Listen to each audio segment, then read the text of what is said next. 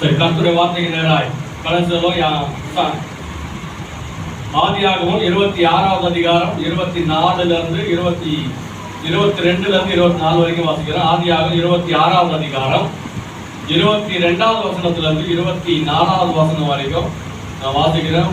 பழைய ஏற்பாட்டில் முதல் புக்கு, பைபிள்ல முதல் புக்கு அதுதான் வாசிப்போம். 22வது வசனத்திலிருந்து நான் வாசிக்கிறேன். பின்பு அவ்விடம் விட்டு பெயர்ந்து போய் வேறொரு துறவை ஈசாக்கு வெட்டினான். அதை குறித்து அவர்கள் வாக்குவாதம் பண்ணவில்லை. அப்பொழுது அவன், நாம் தேசத்தில் பழுகும்படிக்கு இப்பொழுது கர்த்தர் நமக்கு இடம் உண்டாக்கினார் என்று சொல்லி அதற்கு ரெகோபோத் என்று பெயரிட்டான். அங்கே இருந்து பெயர்செபாவுக்கு போனான்.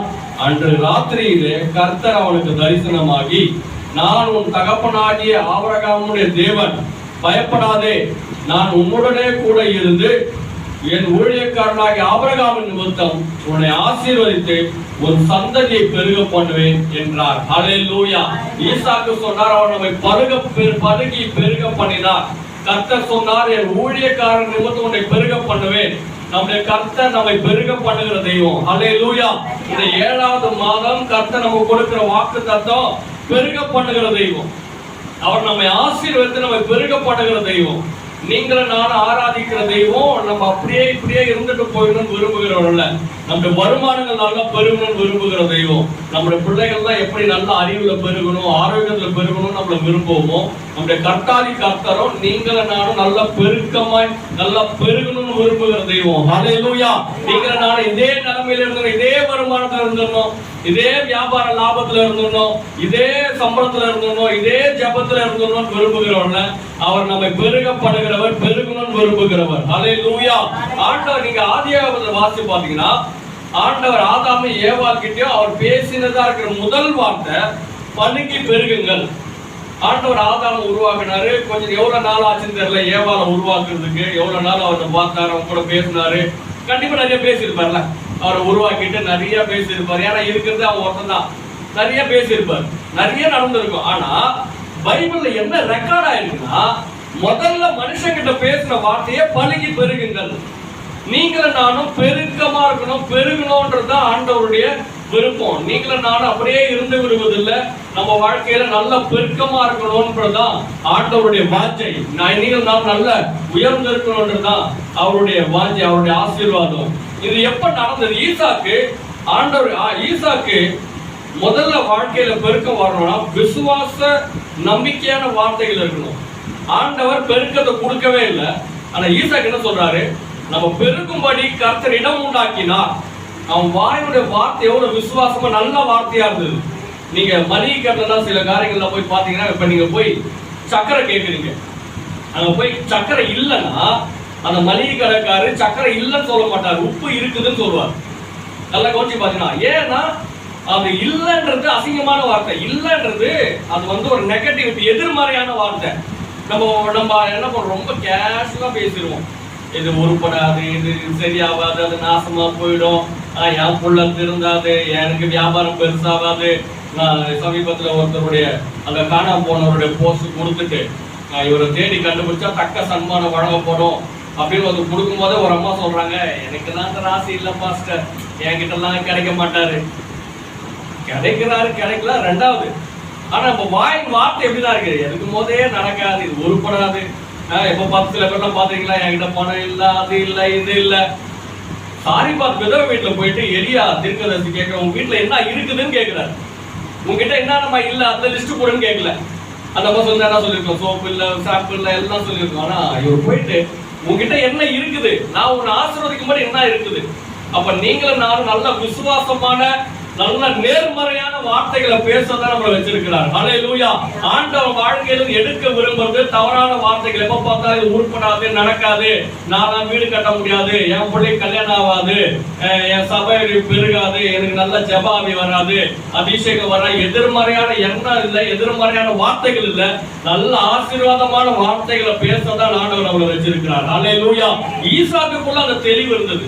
ஆண்டவர் என்ன ஆசீர்வதிப்பார், எனக்கு ஆசீர்வதிக்கும்படி அவர் எனக்கு இடங்கள் எல்லாம் உண்டாக்குகிறார் சொல்லி வார்த்தையில் இருந்தது.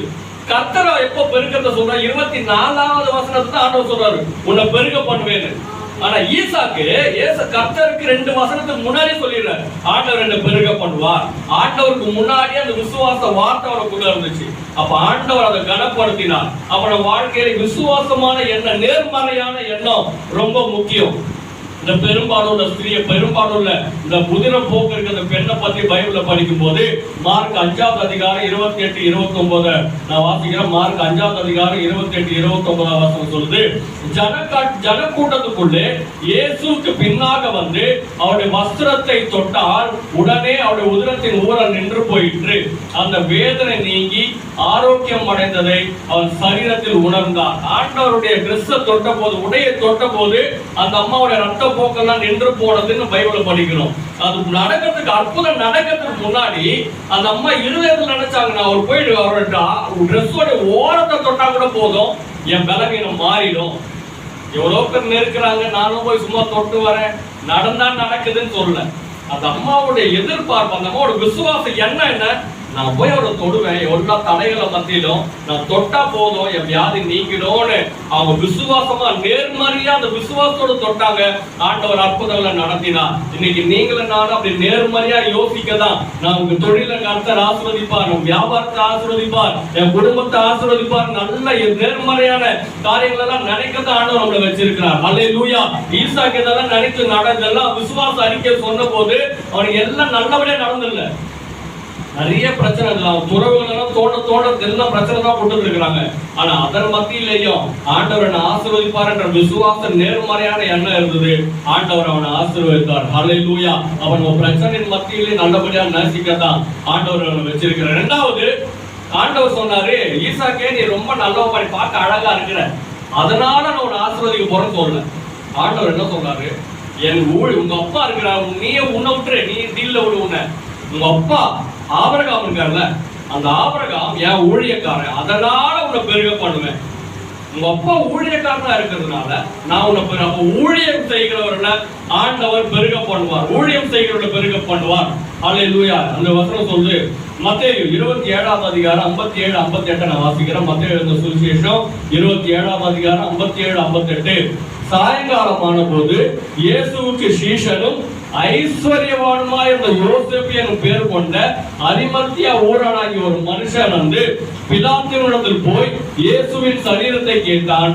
அப்பொழுது சரீரத்தை கொடுக்கும்படி பிலாத்து கட்டளையிட்டான். இந்த யோசேப்பு யாரா இருந்தாலும் 2 காரியம் சொல்லுவோம். ஒண்ணு, அவர் இயேசுவுக்கு சீஷன், ஊழியக்காரன். 2வது, பிச்சைக்காரன் போடலாம், ஐஸ்வர்யவான். is the richest people, is the richest person. அவர் நல்ல வசதியா இருக்கும். ஏசப்பாவுக்கு சீஷனாவும் இருந்தாரு, ஏசப்பா கூட நடக்கிற, ஏசப்பாவோட சிலுவை சுமந்து போற, ஏசப்பா கூட ஏசப்பாவுடைய பிரசங்கத்தை கேட்கிற, ஊழியம் பண்ற ஆளா இருந்தாரு. 2வது, அவர் நல்ல பணக்காரரா இருந்தாருன்னு பைபிள் சொல்லுது. அல்லேலூயா. நம்ம ஆண்டவர் நம்மள பணத்தெல்லாம் ஆசீர்வதிக்க மாட்டாரு, நம்மள வறுமையிலே தான் நடத்துவாரு, தரித்திரம் தான் நடத்துவாரு யாருன்னா சொல்றாங்கன்னா அவங்க பிசாசுன்னு அர்த்தம். ஆண்டவர் நீங்களும் நானும் நல்ல வசதியா இருக்கதான் ஆண்டவர் வச்சிருக்கிறார். அல்லேலூயா. நீங்களும் நானும், ஏன்னா பைபிள் சொல்லுது சீஷன் ஆண்டவர் கூட நடந்தவன் தான். 2வது பணக்காரன். அப்ப பணம் ஆண்டவர் கூட நடக்காது. சில பேர் என்னன்னா வசனத்தை தப்பா எடுத்துப்பாங்க. பணக்காரங்க பரலோகம் போறது கஷ்டம் தான் போட்டிருக்க தவிர போகவே மாட்டாங்கன்னு போடவே இல்லை.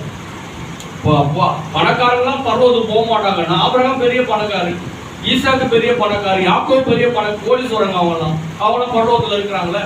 அப்போ அதெல்லாம் பிரச்சனை. ஆண்டவர் உங்களே நல்ல வசதியா தான் வச்சிருக்கு. ஆபிரகாம் ஊழியக்காரனை அவர் ஆசிரியர் பெருக பண்ணுவார். ஏன் ஆண்டவர் அவனை ஈசாக்கு பெருக பண்ணாரு? ஊழியக்காரனா இருந்ததுனால. ஆண்டவர் நீங்களும் நானும் அவர் ஊழியம் செய்கிறவங்களா இருந்தா ஆண்டவர் நம்மளை பெருக பண்ணார். ஊழியம் என்ன, எல்லாம் பைபிள் கடை என்ன ஜான் மாதிரி பைபிள் காலேஜ் போயிடுங்க அப்படின்னு சொல்லல. இல்ல, நம்ம பக்கத்துல சபைக்கு வராதவங்களை பாக்குறது இல்லவா, புதிய ஆத்மாக்களை பார்த்து நம்ம சாட்சியை சொல்றது இல்ல, புதிய நபர்கள்ட்ட போய் சபைக்கு வாங்கன்னு சொல்லி கூப்பிடுறது. இப்படி சில பேர்லாம் நான் கேட்கிறேன், சந்தோஷமா இருக்குது. சபைக்கு வராதவங்க திடீர்னு பார்க்கும்போது, ஆமா பாஸ்டர் அவங்க என்ன பார்க்கும் போதெல்லாம் கூப்பிடுவாங்க, சர்ச்சைக்கு வாங்கன்னு. நாங்கதான் கொஞ்சம் வர முடியல. 2வது, ஆனா ஒரு கூப்பிடுறாங்க நம்ம ஆளுங்க, கர்த்தருக்கு ஸ்தோத்திரம், உங்களுக்காக ஸ்தோத்திரம். வராங்களோ வரல, நீங்க கூப்பிடுறீங்களா, ஸ்தோத்திரம், அதெல்லாம் ஊழியம்.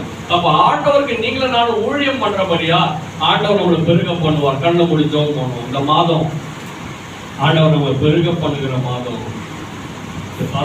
அதுக்கான சாத்தியமே இல்லையே, அதுக்கான வருமானமே இல்லையே. இது வரைக்கும் இருந்ததெல்லாம் வாழ்க்கையில் இழந்ததானே போயிருக்கிறேன், வாழ்க்கை அப்படிப்பட்டதான காரியம் நடக்க எந்த சாத்தியமே இல்லையே நம்ம நினைச்சிருக்கலாம்.